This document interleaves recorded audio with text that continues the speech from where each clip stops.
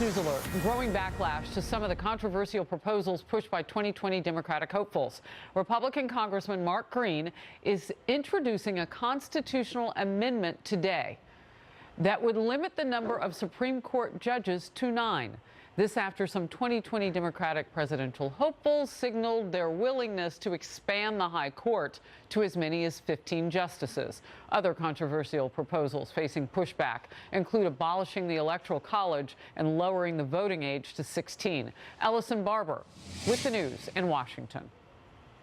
A number of Democrats eyeing the White House are talking about making big changes to the Supreme Court. So far, at least 6 possible 2020 candidates have talked about the idea of adding more judges to the high court. Some are explicitly advocating for it. Others are approaching it with a bit more caution, but they say it is an idea that is worthy of consideration. I think I would like to start exploring a lot of options, and we should have a national conversation. Term limits for Supreme Court justices might be one thing, to give every president the ability to choose 3. We have people holding on to those seats in ways that I don't think is necessarily healthy. So I want to figure out... Age limit? Look, I think term limits might be a better way of saying that. It's not just about throwing more justices on the court. What I think we need to do is some kind of structural reform that makes the court less political. What if there were 5 justices selected by Democrats, 5 justices selected by Republicans, and those 10 then pick 5 more justices independent of those who chose the first 10? So far, only one 2020 candidate seems to be pushing back on the idea of a Supreme Court expansion. Former Maryland Congressman John Delaney. In a statement, a spokesperson for Delaney's campaign told Fox News packing the courts, as some have suggested, will only continue to exacerbate our deep divisions and further politicize the court. The only way that adding seats to the court would make sense is if we added one for Merrick Garland.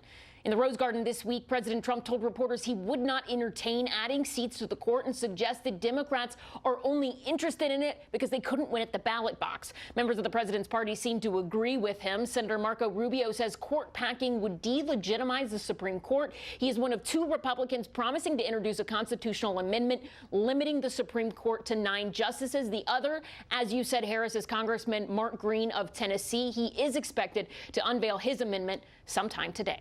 Harris? All right.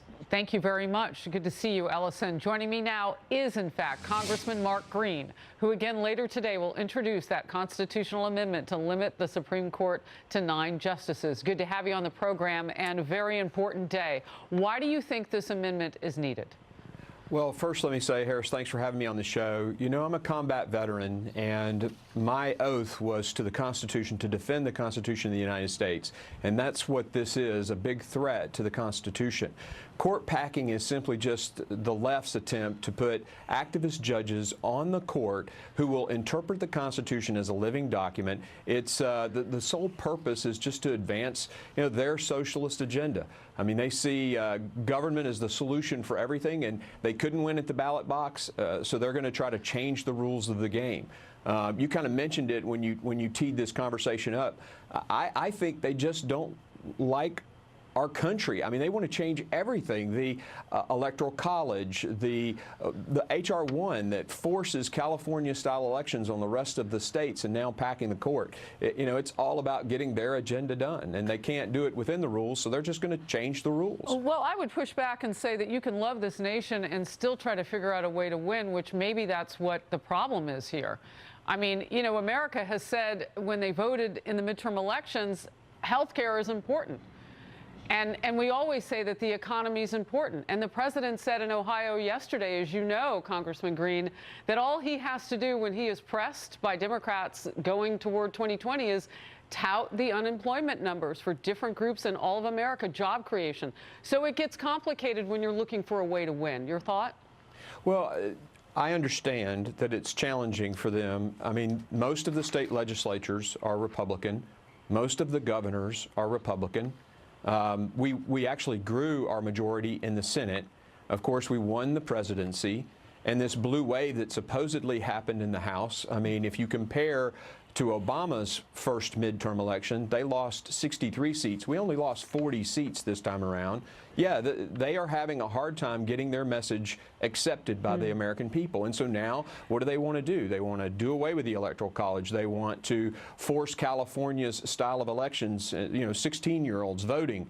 They're doing everything they can to change the rules to advance their agenda. And I just think that's a threat to democracy. Just imagine all of those judges interpreting the Constitution as a living document. They basically can say what the Constitution ought to say, which does away with the whole legislative branch. It basically makes 5 justices a super legislature. And it's a threat to, the foundations of our government, which was to spread power amongst multiple branches.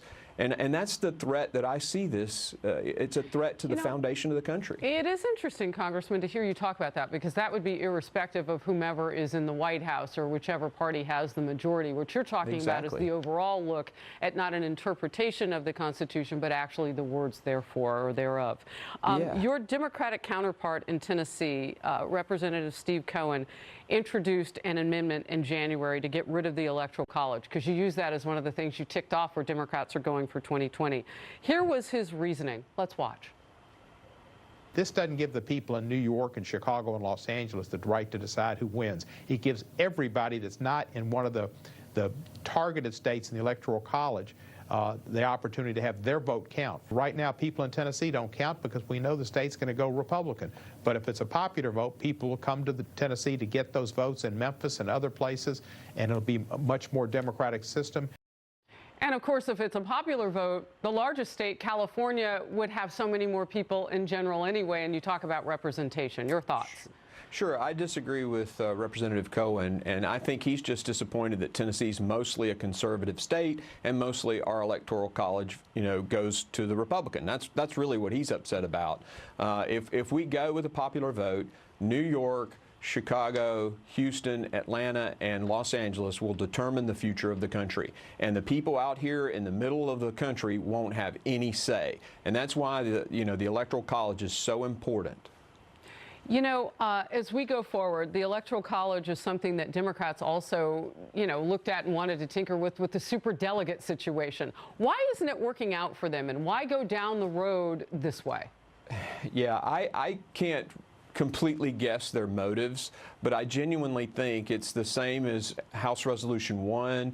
It's the same as packing the court with activist judges. They're just doing it to advance their agenda. And their agenda is socialism. Their agenda is government is the savior of all. And they'll do whatever it takes, change the rules of the game to get their agenda done. Yeah, they may be smarting over the fact, too, that the president has been able to nominate and push through 91 Article III judges in just about, less than 2 years. Great to see you. Please come back. We'll be watching to see this.